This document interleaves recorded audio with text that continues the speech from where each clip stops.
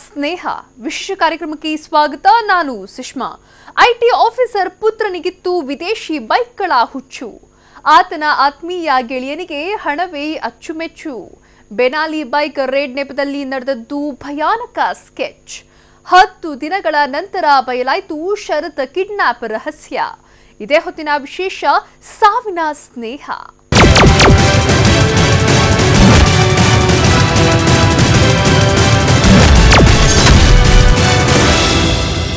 ಕಷ್ಟಕಾಲದಲ್ಲಿ ಕೈ ಹಿಡಿಯೋದೇ ಗೆಳೆಯರು.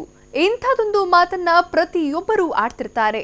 ಆದರೆ ಆ ಗೆಳೆಯರ ಆಯ್ಕೆ ಇದೆಯಲ್ಲ, ಅದೇ ತುಂಬಾ ಇಂಪಾರ್ಟೆಂಟ್. ಯಾಕಂದ್ರೆ ಒಳ್ಳೆ ಗೆಳೆಯರು ಸಿಗೋದು ಸಿಕ್ಕಾಪಟ್ಟೆ ಕಷ್ಟ. ಅದು ಈ ಸ್ಟೋರಿಯಲ್ಲಿ ಪ್ರೂವ್ ಆಗಿದೆ. ಇಲ್ಲಿನ ಕಿರಾತಕರು ಹಣದ ಮುಂದೆ ಎಲ್ಲವೂ ಗೌಣ ಅಂತ ಮಾಡಬಾರ್ದನ್ನ ಮಾಡಿ ಹಾಕಿದ್ದಾರೆ. Video number 1. ಹಲೋ ಅಪ್ಪ, ನಿಮ್ಮಿಂದ ಅನುಭವಿಸಿರೋರು ನನ್ನ ಕಿಡ್ನಾಪ್ ಮಾಡಿದ್ದಾರೆ. ಅವ್ರಿಗೆ 50 ಲಕ್ಷ ದುಡ್ಡು ಬೇಕಂತೆ. ನಾಳೆ ಫೋನ್ ಮಾಡ್ತಾರೆ, ನಾನು ಹೆವಿ ಟಾರ್ಚರ್ ಕೊಡ್ತವ್ರೆ. ಪ್ಲೀಸ್ ಹೆಂಗಾನ ತಂದ್ಕೊಡಿ. ಪ್ಲೀಸ್ ಹೆಂಗಾನ ಬೇಗ, ಆದಷ್ಟು ಬೇಗ ಅರೇಂಜ್ ಮಾಡಿ. ನಾನು ಇಲ್ಲಿ ಕಿಡ್ನಾಪ್ ಮಾಡಿ ಇಟ್ಕೊಂಡಿದ್ದಾರೆ. ನಾನು ಇವ್ರ ಜೊತೆನೇ ಇರ್ತೀನಿ. ಆದಷ್ಟು ಬೇಗ ತಂದ್ಕೊಡಿ.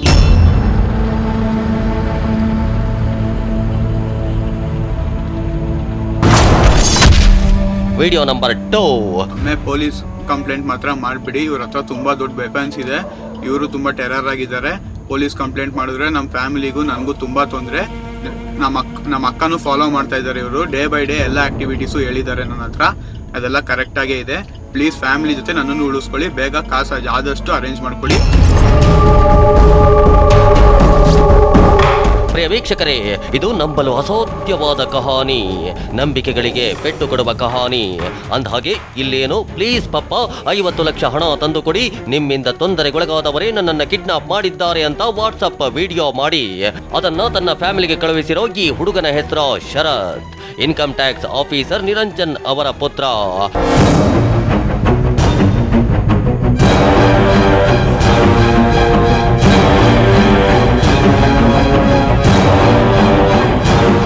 ಸರಿಸುಮಾರು 10 ದಿನಗಳ ಹಿಂದಿನ ಘಟನೆಯದು.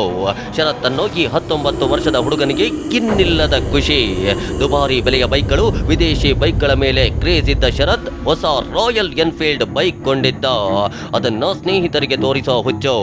ಆವತ್ತೂ ಕೂಡ ತನ್ನ ಮನೆಯಲ್ಲಾತ ಬೈಕ್ನ ಗೆಳೆಯರಿಗೆ ತೋರಿಸಿ ಬರ್ತೀನಿ ಅಂತ ಕೆಂಗೇರಿಯ ಶಿರ್ಕೆ ಅಪಾರ್ಟ್ಮೆಂಟ್ಗೆ ಹೊರಟಿದ್ದ. ಆತನ ಪೋಷಕರಿಗೆ ಇದು ಹೊಸದಾಗಿರಲಿಲ್ಲ. ಹೀಗಾಗಿ ಹೋಗಿ ಬಾ ಅಂತ ಕಳುಹಿಸಿಕೊಟ್ಟಿದ್ದಾರೆ. ಆದ್ರೆ ಹಾಗೆ ಹೋದ ಮಗ ರಾತ್ರಿ 10 ಗಂಟೆಯಾದ್ರೂ ವಾಪಸ್ ಬರೋದೇ ಇಲ್ಲ. ಇಲ್ಲಿ ತಂದೆ ತಾಯಿಗೆ ಗಾಬರಿ. ಈ ಗಾಬರಿಯ ನಡುವೆ ತಂದೆ ತಾಯಿ ಮತ್ತು ಅಕ್ಕನ ಮೊಬೈಲ್ಗೆ ಶರತ್ ವಾಟ್ಸಪ್ ವಿಡಿಯೋ ಮೆಸೇಜ್ ಕಳುಹಿಸಿದ್ದಾನೆ. ಅದರಲ್ಲಾತ, ಅಪ್ಪ ನನ್ನ ಕಿಡ್ನಾಪ್ ಆಗಿದೆ, ಕಿಡ್ನಾಪ್ ಮಾಡಿದವರ ಕಿರಾತಕರು, ಅವರ ಬಳಿಯಲ್ಲಿ ವೆಪನ್ ಇದೆ ಅಂದಿದ್ದಾನೆ. 50 ಲಕ್ಷ ಕೊಟ್ಟು ಬಿಡಿಸ್ಕೋ ಅಂದಿದ್ದಾನೆ. ಇದಾದ ನಂತರ ಮತ್ತೊಂದು ವಿಡಿಯೋ ಬಂದಿದೆ. ಅದರಲ್ಲಾತ, ನನ್ನ ಅಕ್ಕನನ್ನ ಅವರ ಫಾಲೋ ಮಾಡ್ತಿದ್ದಾರೆ, ಫ್ಯಾಮಿಲಿಯನ್ನ ಉಳಿಸ್ಕೋ, ನನ್ನನ್ನ ಬಿಡಿಸೋ, ಪೊಲೀಸ್ ಅಂತ ಹೋಗಬೇಡ ಅಂತ ಗೋಗೆರೆದಿದ್ದಾನೆ. ನಮ್ಮ ಅಕ್ಕನೂ ಫಾಲೋ ಮಾಡ್ತಾ ಇದ್ದಾರೆ ಇವರು. ಡೇ ಬೈ ಡೇ ಎಲ್ಲ ಆಕ್ಟಿವಿಟೀಸು ಹೇಳಿದ್ದಾರೆ ನನ್ನ ಹತ್ರ. ಅದೆಲ್ಲ ಕರೆಕ್ಟಾಗೇ ಇದೆ. ಪ್ಲೀಸ್ ಫ್ಯಾಮಿಲಿ ಜೊತೆ ನನ್ನನ್ನು ಉಳಿಸ್ಕೊಳ್ಳಿ. ಬೇಗ ಕಾಸು ಆದಷ್ಟು ಅರೇಂಜ್ ಮಾಡ್ಕೊಡಿ. ಇವತ್ತು ನಾನು ಸಿಗಾಕೊಂಡಿದ್ದೀನಿ ಟಾರ್ಗೆಟ್ ಆಗ್ಬಿಟ್ಟು. ನಾಳೆ ನಮ್ಮ ಅಕ್ಕ ಸಿಗಾಕೋಬೋದು. ಅದಕ್ಕೆ ನನ್ನಿಂದನೇ ಈ ಪ್ರಾಬ್ಲಮ್ ಎಲ್ಲ ಸಾಲ್ವ್ ಆಗಿಬಿಡ್ಲಿ. ಪ್ಲೀಸ್ ಫ್ಯಾಮಿಲಿ ಸೇಫ್ ಮಾಡ್ಕೊಳ್ಳಿ. ಪ್ರತಿ ವಿಡಿಯೋ ಅಂತ್ಯದಲ್ಲಿ ಸಾಕಲ್ವಾ ಅಂತ ಅದ್ಯಾರಿಗೋ ತಲೆ ಅಲ್ಲಾಡಿಸ್ತಾ ಇರ್ತಾನೆ. ಇದನ್ನ ನೋಡಿ ಶರತ್ ತಂದೆ ನಿರಂಜನ್ಗೆ ಶಾಕ್. ತಕ್ಷಣ ಆ ವಿಡಿಯೋ ಸಮೇತ ಜ್ಞಾನ ಭಾರತಿ ಪೊಲೀಸ್ ಸ್ಟೇಷನ್ಗೆ ಹೋಗಿದ್ದಾರೆ. ಹೀಗೆ ನನ್ನ ಮಗ ಕಿಡ್ನಾಪ್ ಆಗಿದ್ದಾನೆ ಅಂತ ದೂರು ನೀಡಿದ್ದಾರೆ. ಹೇಳಿ ಕೇಳಿ ಅಲ್ಲಿ ಕಿಡ್ನಾಪ್ ಆಗಿದ್ದು ಐಟಿ ಆಫೀಸರ್ ಒಬ್ಬರ ಪುತ್ರ. ತಕ್ಷಣ ಪೊಲೀಸರು ಅಲರ್ಟ್ ಆಗಿದ್ದಾರೆ.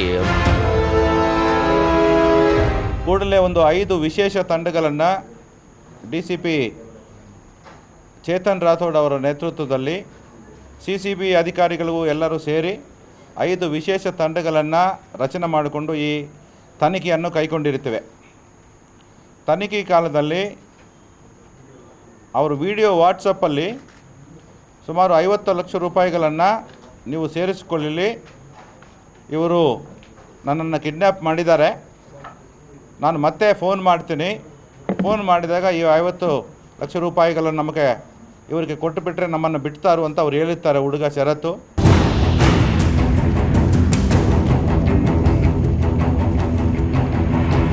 ಎಸ್, ಶರತ್ ಪತ್ತೆಗಾಗಿ ಅಲ್ಲಿ 5 ವಿಶೇಷ ತಂಡ ರಚನೆಯಾಗಿತ್ತು. ತನಿಖೆ ಶುರು ಮಾಡಿದ ಪೊಲೀಸರಿಗೆ ಹಣಕ್ಕಾಗಿ ಮತ್ತೆ ಕಾಲ್ ಬಂದೇ ಬರುತ್ತೆ ಅನ್ನೋ ನಂಬಿಕೆ ಇರುತ್ತೆ. ಅಷ್ಟೇ ಅಲ್ಲ, ಶರತ್ ಕೂಡ ನಾನು ಮತ್ತೆ ಕಾಲ್ ಮಾಡ್ತೀನಿ ಅಂತ ತನ್ನ ತಂದೆಗೆ ಹೇಳಿದ್ದ. ಹೀಗಾಗಿ ಪೊಲೀಸರು ಶರತ್ನ ಫ್ಯಾಮಿಲಿಯ ಮೊಬೈಲ್ ಮೇಲೆ ಕಣ್ಣಿಟ್ಟಿದ್ರು. ಅಷ್ಟೇ ಅಲ್ಲ, ಕೆಂಗೇರಿಯ ಶಿರ್ಕೆ ಅಪಾರ್ಟ್ಮೆಂಟ್ ಬಳಿಗೆ ಹೋಗಿ ಹುಡುಕಾಡಿದ್ರು. ಶರತ್ನ ಫ್ರೆಂಡ್ಸ್ನೆಲ್ಲ ಕರೆದು ವಿಚಾರಣೆ ನಡೆಸಿದ್ರು. ಈ ಪೈಕಿ ಅದೊಬ್ಬ ಫ್ರೆಂಡ್ ಕೂಡ ಇದ್ದ. ಆತನ ಹೆಸರು ವಿಶಾಲ್.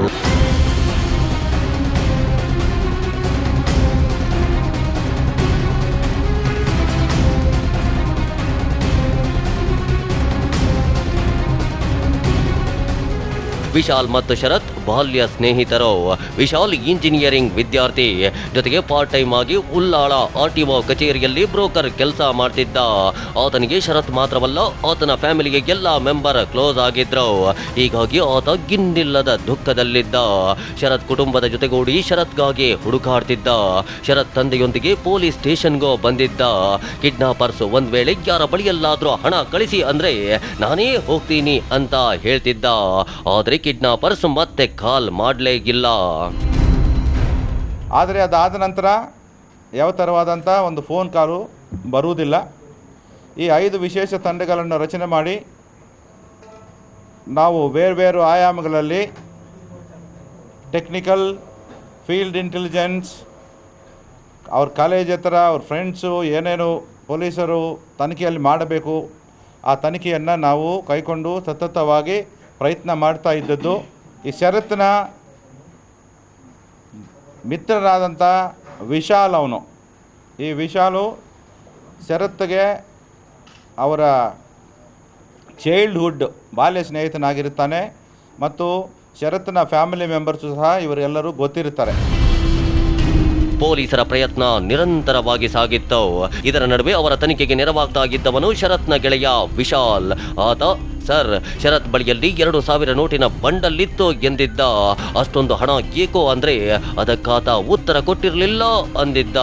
ಹಾಗಾದ್ರೆ ಶರತ್ ಕಿಡ್ನಾಪ್ ಕತೆ ಕಟ್ಟಿದ್ನ ಅನ್ನೋ ಅನುಮಾನ ಕೂಡ ಪೊಲೀಸರಿಗೆ ಬಂದಿತ್ತು. ಅದ್ಯಾವ ಆಂಗಲ್ ನಲ್ಲಿ ತನಿಖೆ ನಡೆಸಿದ್ರು ಶರತ್ ಸುಳಿವೇಗಿಲ್ಲ. ಹಾಗಾದ್ರೆ ಆತ ಎಲ್ಲಿ?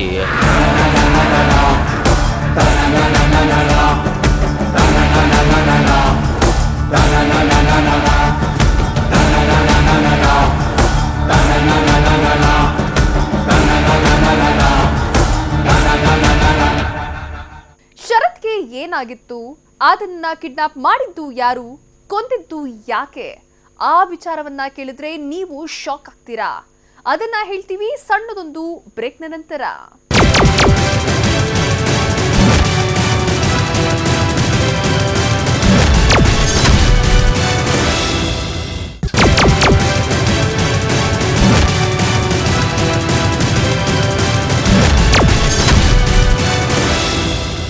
ಐಟಿ ಅಧಿಕಾರಿಯೊಬ್ಬರ ಮಗ ಶರತ್ ಅನ್ನೋ ಯುವಕ ಇಲ್ಲಿ ಕಿಡ್ನಾಪ್ ಆಗಿದ್ದ. ಆತನ ಮೂಲಕವೇ 50 ಲಕ್ಷಕ್ಕಾಗಿ ಬೇಡಿಕೆ ಇಟ್ಟಿದ್ದ ಕಿಡ್ನಾಪರ್ಸ್ ಆ ನಂತರ ಮತ್ತೆ ಕಾಲ್ ಮಾಡಿರಲಿಲ್ಲ. ಇದರ ನಡುವೆ ಪೊಲೀಸರು ತಮ್ಮ ಕೆಲಸವನ್ನ ಮುಂದುವರಿಸಿದ್ರು. ತನಿಖೆ ಮುಂದುವರಿಯುತ್ತಿದ್ದಂತೆ ಪೊಲೀಸರಿಗೆ ಗೊತ್ತಾಗಿದ್ದು ನಂಬೋಕೆ ಆಗದಂತಹ ವಿಷಯ.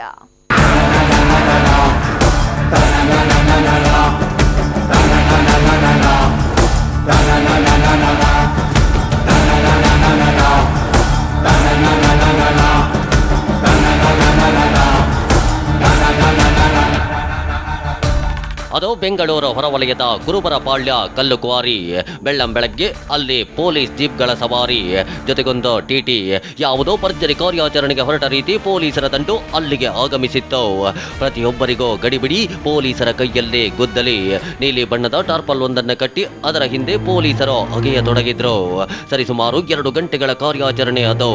ನಗರ ಜೀವನದ ಜಂಜಡದಿಂದ ದೂರವಾಗಿರೋ ಕಾರಣವೋ ಏನೋ ಅಲ್ಲಿ ಸ್ವಲ್ಪ ಹಸಿರಿದೆ. ಆದ್ರೆ ಆ ಹಸಿರಿನ ನಡುವೆಯಿಂದ ಹೊರ ಬಂದಿದ್ದ ರಹಸ್ಯ, ಅದು ಶರತ್ನ ಡೆಡ್ ಬಾಡಿ.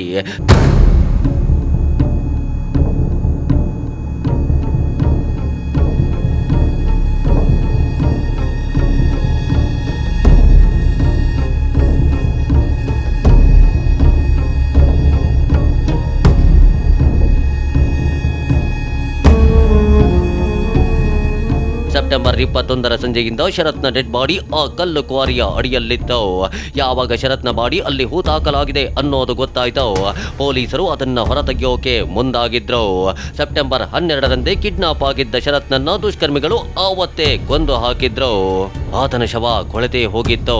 ಹೀಗಾಗಿ ಪೊಲೀಸರು ಅಲ್ಲಿಯೇ ಬಾಡಿಯ ಪೋಸ್ಟ್ ಮಾರ್ಟಮ್ ಮಾಡಿಸಿ ಅದನ್ನ ಆತನ ಪೋಷಕರಿಗೆ ಹಸ್ತಾಂತರಿಸಿದ್ರು. ಹಾಗಾದ್ರೆ ಕೊಂದಿದ್ಯಾರು, ಹೇಗೆ, ಏಕೆ? ಅದು ಬೇರಾರು ಅಲ್ಲ, ಆತನ ಆತ್ಮೀಯ ಸ್ನೇಹಿತ ವಿಶಾಲ್.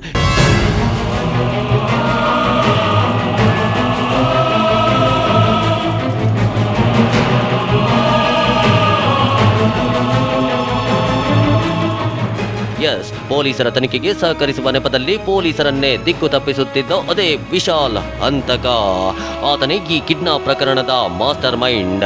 ಆತ ಸೆಪ್ಟೆಂಬರ್ 12ರಂದು ತಾನೇ ಶರತ್ನನ್ನ ಕರೆಸಿದ್ದ. ಫಾರಿನ್ ಬೈಕ್ ಓಡಿಸೋ ಚಟವಿದ್ದ ಶರತ್ಗೆ ಸ್ನೇಹಿತರೊಬ್ಬರ ಬೆನಾಲಿ ಬೈಕ್ ಇದೆ, ರೈಡ್ ಮಾಡೋಣ ಅಂದಿದ್ದ. ಅದರಂತೆ ಆತನನ್ನ ಕೆಂಗೇರಿಯ ಶಿರ್ಕೆ ಅಪಾರ್ಟ್ಮೆಂಟ್ಗೆ ಕರೆಸಿದ್ದ.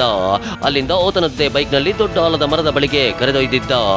ಅಲ್ಲಿ ವಿಶಾಲ್ಗಾಗಿ ಆತನ ಸಹಚರರಾದ ವಿಕ್ಕಿ ಅಲಿಯಾಸ್ ವಿನಯ್ ಪ್ರಸಾದ್, ಶಾಂತ್ ಕುಮಾರ್ ಮತ್ತು ಕರಣ್ ಪೈ ಕಾಯ್ತಾ ಇರ್ತಾರೆ. ವಿಶಾಲ್ ಶರತ್ಗೆ ಇವರೆಲ್ಲ ನನ್ನ ಸ್ನೇಹಿತರು ಅಂತ ಪರಿಚಯ ಮಾಡಿಕೊಡ್ತಾನೆ. ಎಲ್ಲರೂ ಸೇರಿ ಅಲ್ಲೇ ಬಾರ್ ಒಂದರಲ್ಲಿ ಬಿಯರ್ ಕುಡಿದಿದ್ದಾರೆ. ಆ ನಂತರವೇ ಶರತ್ಗೆ ನಿನ್ನನ್ನು ಕಿಡ್ನಾಪ್ ಮಾಡಿದ್ದೀವಿ ಅಂದಿದ್ದಾರೆ. ಕಾರ್ನಲ್ಲಿ ಕೂರಿಸಿಕೊಂಡೇ ವಾಟ್ಸಪ್ ವಿಡಿಯೋ ಮಾಡಿ ಅದನ್ನು ಆತನ ತಂದೆಗೆ ಕಳುಹಿಸಿದ್ದಾರೆ. 50 ಲಕ್ಷ ಹಣಕ್ಕಾಗಿ ಬೇಡಿಕೆ ಇಟ್ಟಿದ್ದಾರೆ. ಹಲೋ ಅಪ್ಪ, ನಿಮ್ಮಿಂದ ಅನುಭವಿಸಿರೋರು ನನ್ನ ಕಿಡ್ನಾಪ್ ಮಾಡಿದ್ದಾರೆ. ಅವ್ರಿಗೆ 50 ಲಕ್ಷ ದುಡ್ಡು ಬೇಕಂತೆ. ನಾಳೆ ಫೋನ್ ಮಾಡ್ತಾರೆ, ನಾನು ಹೆವಿ ಟಾರ್ಚರ್ ಕೊಡ್ತವ್ರೆ. ಪ್ಲೀಸ್ ಹೆಂಗಾನ ತಂದ್ಕೊಡಿ, ಪ್ಲೀಸ್ ಹೆಂಗಾನ ಬೇಗ, ಆದಷ್ಟು ಬೇಗ ಅರೇಂಜ್ ಮಾಡಿ. ನಾನು ಇಲ್ಲಿ ಕಿಡ್ನಾಪ್ ಮಾಡಿ ಇಟ್ಕೊಂಡಿರ್ತಾರೆ, ನಾನು ಇವ್ರ ಜೊತೆನೇ ಇರ್ತೀನಿ. ಆದಷ್ಟು ಬೇಗ ತಂದ್ಕೊಡಿ. ಶರತ್ನ ತಂದೆ ಇನ್ಕಮ್ ಟ್ಯಾಕ್ಸ್ ಆಫೀಸರ್. ಅವರಿಗಿರೋದು ಒಬ್ಬನೇ ಮಗ. ಆತನನ್ನ ಕಿಡ್ನಾಪ್ ಮಾಡಿದ್ರೆ 50 ಲಕ್ಷ ಸುಲಿಯೋದು ದೊಡ್ಡ ವಿಚಾರವೇ ಅಲ್ಲ ಅಂತ ವಿಶಾಲ್ ಅಂದುಕೊಂಡಿದ್ದ. ಅದರಂತೆ ಪ್ಲಾನ್ ಮಾಡಿ ಶರತ್ನ ಕಿಡ್ನಾಪ್ ಕೂಡ ಮಾಡಿದ್ದ. ಈ ನಡುವೆ ಶರತ್ನ ಅಕ್ಕ ವಿಶಾಲ್ಗೆ ಕರೆ ಮಾಡಿ ಶರತ್ ಕಿಡ್ನಾಪ್ ಆಗಿದ್ದು, ದುಷ್ಕರ್ಮಿಗಳು 50 ಲಕ್ಷ ಕೇಳಿದ್ದು, ಹೀಗೆ ಎಲ್ಲವನ್ನೂ ಹೇಳಿದ್ದಾಳೆ. ಯಾಕಂದ್ರೆ ಆಕೆಗೆ ಶರತ್ ಮತ್ತು ವಿಶಾಲ್ ಫ್ರೆಂಡ್ಸ್ ಅನ್ನೋದು ಗೊತ್ತಿತ್ತು. ಹೀಗಾಗಿಯೇ ಆ ಮಾಹಿತಿಯನ್ನ ಆತನಿಗೆ ತಿಳಿಸಿದ್ಲು. ಆದ್ರೆ ಅಲ್ಲಿ ವಿಶಾಲ್ಗೆ ತಳಮಳ ಶುರುವಾಗಿದೆ. ಸಿಕ್ಕಿ ಬೀಳುವ ಭಯ ಶುರುವಾಗಿದೆ. ಈ ಬಗ್ಗೆ ತನ್ನ ಜೊತೆಗಿದ್ದವರ ಬಳಿ ಡಿಸ್ಕಸ್ ಮಾಡಿದ್ದಾನೆ. ಆತನನ್ನ ಬಿಟ್ರೆ ನಾವು ಅರೆಸ್ಟ್ ಆಗ್ತೀವಿ ಅನ್ನೋ ಭಯದಲ್ಲಿ ಎಲ್ಲರೂ ಸೇರಿ ಕಾರ್ನಲ್ಲಿಯೇ ಶರತ್ನ ಕುತ್ತಿಗೆಗೆ ಹಗ್ಗ ಬಿಗಿದು ಕೊಂದೇ ಹಾಕಿದ್ದಾರೆ. ಕೊಂದು ಬಂದ ವಿಶಾಲ್ ಏನೇನೋ ಗೊತ್ತಿಲ್ಲದಂತೆ ನಾಟಕ ಶುರು ಮಾಡ್ತಾನೆ. ಈ ವಿಶಾಲ್ ಎಂಬುವನು ಅವನ ಒಂದು 5 ಜನ ಸಹಚರರೊಂದಿಗೆ ಸೇರಿ ಒಂದು ಒಲಸಂಚನ್ನು ಮಾಡಿ ಈ ಹುಡುಗನನ್ನು ಕಿಡ್ನ್ಯಾಪ್ ಮಾಡಿ ಆವತ್ತು ರಾತ್ರಿ ಅವನನ್ನು ಕೊಲೆ ಮಾಡಿರುತ್ತಾರೆ. ಪ್ರಿಯ ವೀಕ್ಷಕರೇ, ಶರತ್ನ ಜೀವಕ್ಕೆ ಮುಳುವಾಗಿದ್ದ ಆತನ ಆತ್ಮೀಯ ಸ್ನೇಹಿತ ವಿಶಾಲ್ ಸಾಕ್ಷ್ಯನಾಶಕ್ಕಾಗಿ ಯಾವ ರೇಂಜ್ನಲ್ಲೇ ಪ್ಲಾನ್ ಮಾಡಿದ್ದ ಅಂತ ಗೊತ್ತಾದರೆ ನೀವು ಶಾಕ್ ಆಗ್ತೀರಾ. ಜೊತೆಗೆ ಹಣ ಯಾರಿಗೆ ಅರ್ಜೆಂಟ್ ಇತ್ತು ಅನ್ನೋದನ್ನ ಕೇಳಿದ್ರೆ ದಂಗಾಗ್ತೀರಾ. ಅಂದಹಾಗೆ ವಿಶಾಲ್ ತನ್ನ ಜೊತೆಗೆ ಬಂದಿದ್ದ ಶಾಂತ್ ಕುಮಾರ್ನ ಮಡದಿಯ ತಂಗಿಯನ್ನ ಪ್ರೀತಿಸ್ತಾ ಇದ್ದ. ಆಕೆಗಾಗಿ ಏನ್ ಮಾಡೋಕೆ ಬೇಕಾದ್ರೂ ರೆಡಿ ಇದ್ದ. ಈ ನಡುವೆ ಶಾಂತ್ ಕುಮಾರ್ಗೆ 4 ಲಕ್ಷ ಸಾಲವಿತ್ತು. ಉಳಿದ ಗೆಳೆಯರಿಗೂ ತಕ್ಷಣ ಶ್ರೀಮಂತರಾಗಬೇಕು ಅನ್ನೋ ಆಸೆ ಇತ್ತು. ವಿಶಾಲ್ಗೂ ಹಣ ಬೇಕಾಗಿತ್ತು. ಹೀಗಾಗಿ ಶರತ್ ಕಿಡ್ನಾಪ್ ಮಾಡಿದ್ರು. ಆತನ ತಂದೆ ಬಳಿ 50 ಲಕ್ಷ ರೂಪಾಯಿ ವಸೂಲಿಗೆ ಮುಂದಾಗಿದ್ರು. ಆದ್ರೆ ಭಯ ಅನ್ನೋದು ಅವರ ಕೈಯಲ್ಲಿ ಮಾಡಬಾರದನ್ನ ಮಾಡಿಸಿತ್ತು. ನಿಮ್ಗೆ ಗೊತ್ತಿರಲಿ, ಪೊಲೀಸರ ದಿಕ್ಕು ತಪ್ಪಿಸುತ್ತಿದ್ದ ವಿಶಾಲ್ ಮೇಲೆ ಆರಂಭದಿಂದಲೂ ಪೊಲೀಸರಿಗೆ ಅನುಮಾನವಿತ್ತು. ಹೀಗಾಗಿ ಆತನ ಮೊಬೈಲ್ ಮೇಲೊಂದು ಕಣ್ಣಿಟ್ಟಿದ್ರು. ಆ ಸ್ಪಾಟಲ್ಲಿ ಇರುವಂಥ ಡಂಪ್ ಅನಾಲಿಸಿಸ್ ಮಾಡಿದಾಗ ಈ ಕೆಲವೊಂದು ಸಂಶಯಾಸ್ಪದಂಥ ಕೆರೆಗಳನ್ನು ನಮ್ಗೆ ಕಂಡು ಬಂದಿದೆ. ಆ ಸಂಶಯಾಸ್ಪದ ಕೆರೆಗಳನ್ನು ನಾವು ವಿಶ್ಲೇಷಣೆ ಮಾಡಿದಾಗ ಅಲ್ಲಿ ಇವನ ವಿಶಾಲ್ ಕೆರೆಗಳು ಕಂಡು ಬಂದಿವೆ. ಅದರ ಆಧಾರದ ಮೇಲೆ ವಿಶಾಲನ್ನು ಮತ್ತೆ ನಾವು ತೀವ್ರ ವಿಚಾರಣೆಗೆ ಒಳಪಡಿಸಿದಾಗ ಇದು ಹೊರಗೆ ಬಂದಿದೆ. ಅಲ್ಲಿಗೆ ಪೊಲೀಸರಿಗೆ ವಿಶಾಲ್ ಮತ್ತಾತನ ಪ್ರೇಯಸಿಯ ಬಾಬಾ ಶಾಂತ್ ಕುಮಾರ್, ಗೆಳೆಯರಾದ ವಿಕ್ಕಿ, ಕರಣ್, ವಿನೋದ್ ಕುಮಾರ್ ಶರತ್ನನ್ನ ಕಿಡ್ನಾಪ್ ಮಾಡಿ ಕೊಂದು ಹಾಕಿದ್ದು ಗೊತ್ತಾಗಿದೆ. ಶಾಂತ್ ಕುಮಾರ್ ಒಬ್ಬನನ್ನ ಬಿಟ್ಟು ಉಳಿದ 4 ಅರೆಸ್ಟ್ ಮಾಡಿದ್ದಾರೆ. ಎಸ್ಕೇಪ್ ಆದ ಆತನಿಗಾಗಿ ಹುಡುಕಾಟ ಮುಂದುವರೆದಿದೆ. ಆದರೆ ಈ 10 ದಿನಗಳಲ್ಲಿ ಅವರು ಏನೇನೆಲ್ಲ ಮಾಡಿದ್ರು ಅನ್ನೋದನ್ನ ಕೇಳಿ ಖುದ್ದು ಪೊಲೀಸರ ಮೈಯಲ್ಲೇ ಬೆವರಿಳಿಯತೊಡಗಿದೆ. ಯಾಕಂದ್ರೆ ಅದೆಂಥ ನಟೋರಿಯಸ್ ಪಾತಕಿ ಆದ್ರೂ ಆತ ಈ ರೇಂಜ್ನಲ್ಲೇ ಯೋಚನೆ ಮಾಡೋದಿಲ್ಲ.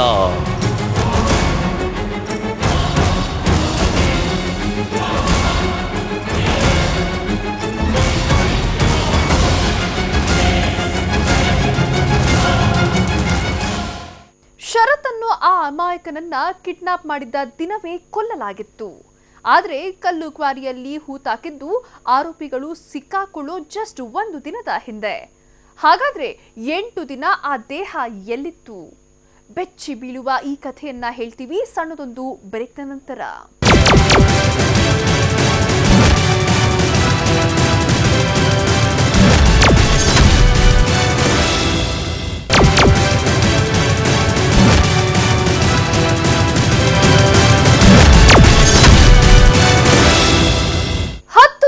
ಹಿಂದೆ ಐಟಿ ಅಧಿಕಾರಿಯೊಬ್ಬರ ಪುತ್ರನನ್ನ ಕಿಡ್ನಾಪ್ ಮಾಡಿ ಕೊಲೆ ಮಾಡಲಾಗಿತ್ತು.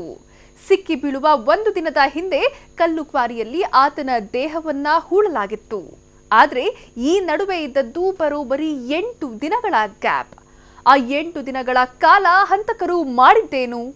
ಆ ದೇಹ ಎಲ್ಲಿತ್ತು? ಅದು ಯಾರು ಯೋಚಿಸದ ಕಹಾನಿ. ಶರತ್ ಕಿಡ್ನಾಪ್ ಆಗಿದ್ದು ಸೆಪ್ಟೆಂಬರ್ 12. ಆತನನ್ನ ಕೊಲೆ ಮಾಡಿದ ಆರೋಪ ಹೊತ್ತ ಸ್ನೇಹಿತ ವಿಶಾಲ್ ಮತ್ತಾತನ ತಂಡ ಸೆರೆ ಸಿಕ್ಕಿದ್ದು ಸೆಪ್ಟೆಂಬರ್ 21 ರಾತ್ರಿ.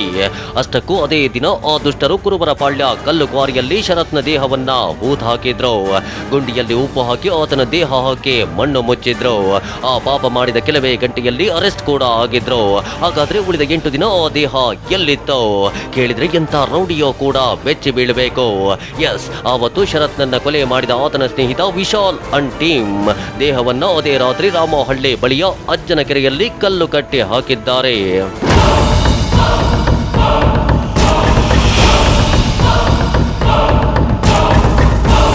ನರಸಿಂಗನ ಕೆರೆಯಲ್ಲಿ ಇವನ ಶವವನ್ನು ಕಲ್ಲು ಕಂಬ ಕಟ್ಟು ಕೆರೆಯಲ್ಲಿ ಬಿಸಾಕಿರುತ್ತಾರೆ. ಅದಾದ ನಂತರ ಆವತ್ತು ರಾತ್ರಿಯೇ ವಿಶಾಲು ವಾಪಸ್ ಬಂದು ಶರತ್ನ ಫ್ಯಾಮಿಲಿ ಜೊತೆಯಲ್ಲಿ ಅವನು ಸಹ ಈ ಹುಡುಗನ ಹುಡುಕಾಟದಲ್ಲಿ ತೊಡಗಿಸಿಕೊಂಡು ನಾಟಕ ಮಾಡ್ತಾ ಇರ್ತಾನೆ. ವಿಶಾಲ್ ಬಿಟ್ರೆ ಉಳಿದ 4 ಆರೋಪಿಗಳ ಮನೆ ಅದೇ ಕೆರೆಯ ಸುತ್ತಮುತ್ತ ಇತ್ತು. ಹೀಗಾಗಿ ಪ್ರತಿದಿನ ಬಾಡಿ ಮೇಲೆ ಬರುತ್ತಾ ಅಂತ ವಾಚ್ ಮಾಡ್ತಿರ್ತಾರೆ. 2 ದಿನ ಕಳೆದ ನಂತರ ಆ ದೇಹ ನೀರಿನ ಮೇಲೆ ಬಂದಿತ್ತು. ತಕ್ಷಣ ಅದನ್ನ ನೋಡಿದ ಆರೋಪಿಗಳು ಮತ್ತೆ ಕಲ್ಲು ಕಂಬ ಕಟ್ಟಿ ಅದನ್ನ ಮುಳುಗಿಸಿದ್ದಾರೆ. 2 ದಿವಸ ಆದ ನಂತರ ಆ ಶವ ಮೇಲಕ್ಕೆ ಬರುತ್ತೆ. ಮತ್ತೆ ಅವರು ಅಲ್ಲಿ ಇನ್ನೊಬ್ಬ ವಿನೋದ್ ಅಂತ ಒಬ್ಬ ಹುಡುಗ ಜೊತೆಯಲ್ಲಿ ಸೇರಿ ಅದಕ್ಕೆ ಮತ್ತೊಮ್ಮೆ ಇನ್ನೊಂದು ಕಲ್ಲು ಕಂಬವನ್ನು ಕಟ್ಟಿ ಮತ್ತೆ ಹಾಕ್ತಾರೆ ಕೆರೆಯಲ್ಲಿ. ಆದರೂ ಕೂಡ ಮತ್ತೆ 2 ದಿವಸ ಆದ ನಂತರ ಅದು ಮೇಲಕ್ಕೆ ಬರುತ್ತೆ. ಅದೆಷ್ಟೇ ಕಲ್ಲು ಕಟ್ಟಿದ್ರೂ ಕೂಡ ಆ ದೇಹ ಹೊರಬರ್ತಿತ್ತು. ಎಲ್ಲಿ ವಿಚಾರ ಬಹಿರಂಗವಾಗುತ್ತೋ ಅನ್ನೋ ಭೀತಿ ಆ ದುಷ್ಟರಿಗೆ. ಹೀಗಾಗಿ ಕಳೆದ 20ನೇ ತಾರೀಖು ಅಂದ್ರೆ ಕೊಲೆಯಾದ 8 ದಿನದ ನಂತರ ಆ ದೇಹವನ್ನ ಕೆರೆಯಿಂದ ಹೊರ ತೆಗೆದಿದ್ದಾರೆ. ಅದಕ್ಕೆ ಸೆಂಟ್ ಹಾಕಿ ಸೀದಾ ಕಾರ್ ಒಂದರಲ್ಲಿ ಹಾಕಿದ್ದಾರೆ. ಇಡೀ 1.5 ದಿನ ದೇಹವನ್ನ ಕಾರ್ನಲ್ಲಿಯೇ ಹಾಕಿ ಸ್ಪಾಟ್ಗಾಗಿ ಹುಡುಕಾಡಿದ್ದಾರೆ. ಅಂತಿಮವಾಗಿ ಅದೊಂದು ಕಲ್ಲು ಕ್ವಾರಿ ಕಾಣಿಸಿದೆ. ಅಲ್ಲಿ ಶವವನ್ನ ಹೂತು ಹಾಕಿದ್ದಾರೆ. ಮೇಲಕ್ಕೆ ಬರುತ್ತಾ ಇರುವಾಗ ಈಗ ಇದು ಜನರಿಗೆ ಗೊತ್ತಾಗತ್ತೆ ಅಂತ ಅವರು ತಿಳ್ಕೊಂಡು ಅದನ್ನು ಮತ್ತೆ ಗೋಣಿಚೀಲದಲ್ಲಿ ಇನ್ನೊಂದು ಕಾರಲ್ಲಿ ಮೊದಲು ಬರುವಾಗ ಶಿಫ್ಟ್ ಕಾರಲ್ಲಿ ಇವನನ್ನು ಕಿಡ್ನಾಪ್ ಮಾಡಿರುತ್ತಾರೆ. ಮತ್ತು ಬೇರೆ ಕಾರು ಒಂದು ಶಾಂತರಾಜು ಅನ್ನೋನು ಇನ್ನೊಂದು ಕಾರು ತೊಗೊಂಡು ಬರ್ತಾನೆ. ಆ ಕಾರಲ್ಲಿ ಹಾಕ್ಕೊಂಡು ಅಲ್ಲಿಂದ ಮಂಚೇನಹಳ್ಳಿ ಹತ್ತಿರ ಇರುವಂಥ ಒಂದು ಕ್ವಾರಿ ಕಲ್ಲು ಕ್ವಾರಿದಲ್ಲಿ ಇರುವಂಥ ಒಂದು ಟ್ರೆಂಚು, ಆ ಟ್ರೆಂಚಲ್ಲಿ ಈ ಶವವನ್ನು ಹೂತಿ ಅಲ್ಲಿ ಬರಿಯಲ್ಲಿ ಹೂತಿರುತ್ತಾರೆ. ಅಲ್ಲಿಗೆ ಎಲ್ಲವೋ ನಿರಾಳ ಅಂತ ಅಂದುಕೊಂಡು ತಮ್ಮ ಮನೆಗಳಿಗೆ ಹೊರಟಿದ್ದಾರೆ. ಆದರೆ ಅತ್ತ ಪೊಲೀಸರ ಟೆಕ್ನಿಕಲ್ ಇನ್ವೆಸ್ಟಿಗೇಷನ್ ಅಂತಿಮ ಹಂತಕ್ಕೆ ಬಂದಿತ್ತು. ವಿಶಾಲ್ ಮೇಲೆ ಪೊಲೀಸರ ಅನುಮಾನ ದಟ್ಟವಾಗಿತ್ತು. ಸಂಜೆ ಕಳೆದು ರಾತ್ರಿ ಆಗೋ ವೇಳೆಗೆ ಆತನನ್ನ ಅರೆಸ್ಟ್ ಮಾಡಿದ್ರು. ಪೊಲೀಸರ ಭಾಷೆ ಪ್ರಯೋಗವಾಗ್ತಾ ಇದ್ದಂತೆ ಆತ ಪ್ರತಿಯೊಂದನ್ನ ಬಿಚ್ಚಿಟ್ಟಿದ್ದ. ಸಂಜೆ ಆ ಶವವನ್ನ ಹೂತು ಹಾಕಿದ್ದ ಜಾಗ ಹೇಳಿದ್ದ. ಆತ ನೀಡಿದ ಮಾಹಿತಿಯಂತೆಯೇ ಪೊಲೀಸರು ಉಳಿದವರನ್ನ ಅರೆಸ್ಟ್ ಮಾಡಿದ್ರು. 22ರ ಬೆಳಗ್ಗೆಯೇ ಪೊಲೀಸರ ದೊಡ್ಡದೊಂದು ಟೀಮ್ ಆ ಕಲ್ಲು ಕ್ವಾರಿಗೆ ಹೋಗಿತ್ತು. ಜೊತೆಯಲ್ಲಿ ಅರೆಸ್ಟ್ ಆದ ದುಷ್ಟರನ್ನು ಕರೆದೊಯ್ಯಲಾಗಿತ್ತು. ಶರತ್ನ ತಂದೆ ತಾಯಿ ಸಹೋದರಿಯನ್ನ ಕೂಡ ಕರೆಸಲಾಗಿತ್ತು. ಹತ್ಯೆ ಆರೋಪಿಗಳು ತೋರಿಸಿದ ಸ್ಪಾಟ್ನಲ್ಲೇ ಅಗೆದು ನೋಡಿದ್ರೆ ಪೊಲೀಸರಿಗೆ ಸಂಪೂರ್ಣವಾಗಿ ಕೊಳೆತಿದ್ದ ಶರತ್ನ ಬಾಡಿ ಸಿಕ್ಕಿದೆ.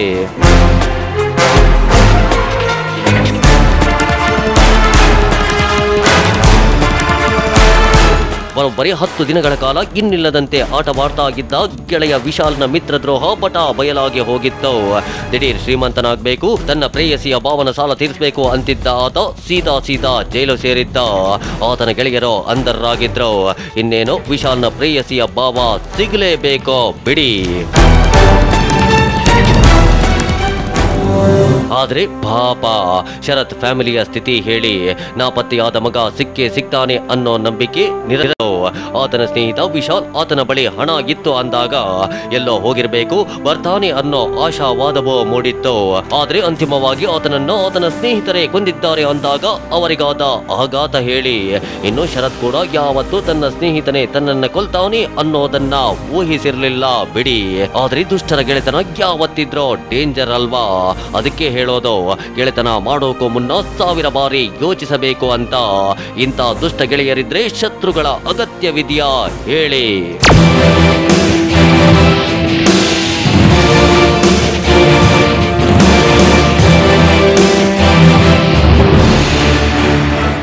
ಗೆಳೆಯರೇ ಹೀಗಾದ್ರೆ ಯಾರನ್ನ ನಂಬೋದು ಹೇಳಿ? ಆ ಗೆಳೆಯನನ್ನೇ ಕೊಂದ ಪಾಪಿ ಮತ್ತಾತನ ಟೀಮ್ಗೆ ಇದೀಗ ಮಾಡಿದ ತಪ್ಪಿಗೆ ಪ್ರಾಯಶ್ಚಿತ ಪಡುವ ಸರದಿ. ಇದೇ ಹೊತ್ತಿನ ವಿಶೇಷ. ನಿರಂತರ ಸುದ್ದಿಗಾಗಿ ನೋಡ್ತಾ ಇರಿ TV9.